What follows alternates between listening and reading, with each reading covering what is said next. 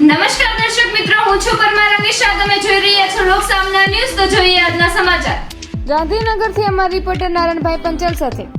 કલોલ ખાતે શ્રી સ્વામિનારાયણ વિશ્વમંગલ ગુરુકુળ ખાતે મૈત્રી શાકોત્સવ અને વાર્ષિક ઉત્સવનું આયોજન.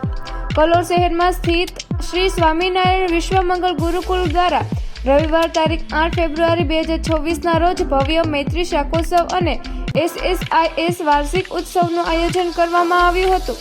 કાર્યક્રમનો પ્રારંભ સવારે 8:30 કલાકે કરવામાં આવ્યો હતો.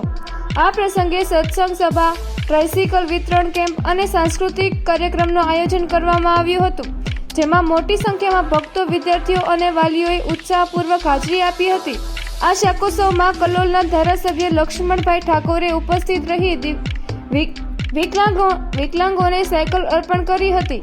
કાર્યક્રમમાં સાક્ષાત આચાર્ય વેદાંત શાસ્ત્રી સ્વામી શ્રી પ્રેમ સ્વરૂપદાસજીના પવિત્ર સાનિધ્યમાં કાર્યક્રમની ધાર્મિક અને આધ્યાત્મિક માહિતી પ્રાપ્ત થયો હતો.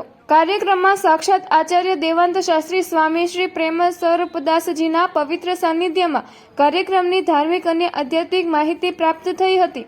કાર્યક્રમનું સ્થળ Swaminarayan university sport ground Kalol રાખવામાં આવ્યું હતું. આયોજનનો મુખ્ય હેતુ સમાજમાં સેવા, સહકાર અને સંસ્કારનું સંવર્ધન કરવાનો રહ્યો હતો. ઉત્સવ દરમિયાન ભક્તિભાવ અને ઉત્સાહભર્યા માહોલ વચ્ચે કાર્યક્રમ સફળતાપૂર્વક પૂર્ણ થયો હતો.